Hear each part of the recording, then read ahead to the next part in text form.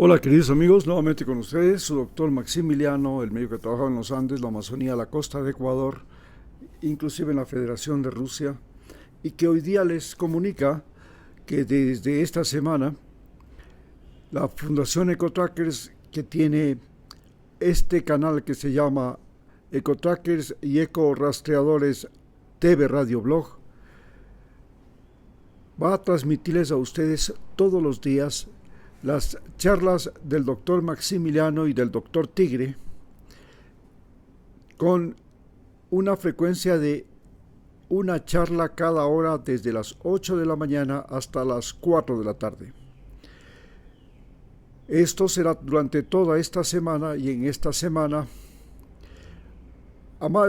mientras ustedes están escuchando esta charla, ustedes pueden entrar a EcoTrackers Radio Blog y revisar todas las charlas que el doctor Maximiliano y el doctor Tigre han dado desde el año 2016.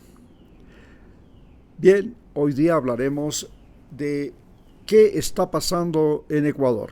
Es nuestra primera charla. Y lo más interesante de todo es que en este primer día que vamos a analizar qué está pasando en Ecuador, qué ha pasado en Ecuador, que son lo que vamos a dedicar todo este día. Nosotros empezaremos diciendo que Ecuador está viviendo un paro.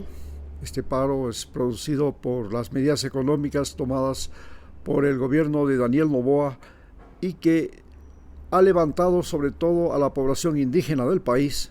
Y esta población indígena del país nuevamente nos demuestra que en Ecuador son los más activos actores políticos. Hoy, la razón de este paro se produce porque entre las medidas económicas que ha tomado el gobierno está sobre todo la subida del diésel, pero además este gobierno ha convocado a una Asamblea Nacional Constituyente para hacer una nueva constitución. Esta nueva constitución pretende ser, como han sido casi todas las constituciones en el Ecuador, a la medida del gobernante de turno. Quizás por eso es que el Ecuador es en este momento un país inviable y se debe fundamentalmente al hecho de que a lo largo de la historia, desde el año 1830, en que nos independizamos de España y pasamos a ser parte de la Gran Colombia, el Ecuador ha tenido un total de más de 120 gobernantes y 46 constituciones. Vamos a la 47. ¿Por qué estas 47 constituciones han fracasado? Por ejemplo, en Estados Unidos ha habido solo una. Lo que ha habido es enmiendas constitucionales, pero la Constitución sigue siendo única. Y recordemos que Estados Unidos, cuando nació, era un país racista porque los negros no tenían derecho y se permitía además la esclavitud. Era un país esclavista. Además era un país que tenía apenas unas pocas colonias en el lado del Atlántico y no tenía la cantidad de estados que tiene en este momento, 50 estados. También era un país en el que no había la electricidad, no había el desarrollo urbano que hay ahora, no había toda la tecnología que existe en este momento. Quizás uno de los factores más importantes que han creado y han impactado en Ecuador ha sido justamente, primero, es indudable que el factor que más ha impactado en el Ecuador es su geografía. El Ecuador es un país situado en la mitad del mundo, pero que tiene 4 regiones completamente diferentes en las cuales se han desarrollado 4 culturas completamente diferentes. Estas regiones son en la costa, una cultura costanera que tiene mucha relación con las culturas caribeña y colombiana, inclusive ahí se habla con ese acento tropical, se baila música tropical, se vive todo lo que es la emotividad del mundo tropical, la gente se viste con ropa ligera.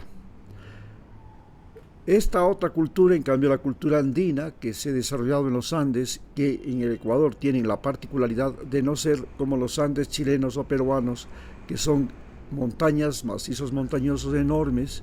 En el Ecuador son valles interandinos de donde nacen ríos que van a la costa y a la Amazonía, que han permitido que las comunidades que se han desarrollado en estos valles interandinos sean autosuficientes y que gracias a estos cañones por donde salen los ríos y permiten la comunicación con la costa y con la sierra y la Amazonía, pues han podido abastecerse de productos de la costa, como por ejemplo el pescado que se consumía en los Andes, y productos de la Amazonía, especialmente plantas medicinales. Cuando llegan los incas, Ecuador se convierte en el gran problema del Tahuantinsuyo. Y el problema del Tahuantinsuyo está determinado por, primero, que hay un cambio geográfico y segundo, hay un tipo diferente de clima. El cambio geográfico es que los incas eran una cultura que se había desarrollado en los Andes y el desierto peruano, pero no estaba en relación con las selvas tropicales que ya existen o existían al norte, especialmente en la costa y la Amazonía, y tampoco estaba familiarizada con las culturas de los Andes septentrionales, que como les dije eran grupos étnicos, pequeñas tribus que tenían autosuficiencia. Y estas pequeñas tribus, ya especialmente las que están desde Quito hacia el norte, pudieron detener inclusive la incursión de los incas, llegando los indígenas de denominados pastos y quillacingas a frenar a Huayna Cápac. Desde ese momento,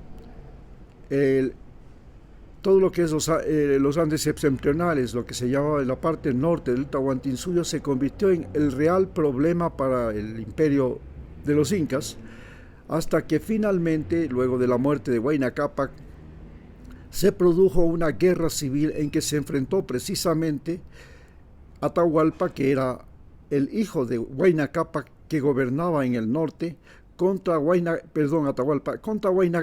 Huáscar, que era el hijo de Atahualpa y era el legítimo sucesor de Huáscar, de Huayna Cápac, porque para ser sucesor tenía que ser hijo de una hermana del Inca. Y Atahualpa no era hijo de una hermana del Inca, pero Huáscar sí. Entonces se produce esta guerra, pero como los indígenas y las tropas militares de los incas estaban mucho más entrenadas y estaban concentradas en el norte, fue una victoria casi bastante contundente la que le aplicó Atahualpa a Huáscar. Entonces ya podemos señalar cuál es la diferencia que ha existido en este proceso de formación del Estado ecuatoriano, que ya desde el tiempo de los incas comenzó a tener una relación díscola con Perú y todo lo que es Chile, Bolivia y los demás países de América del Sur.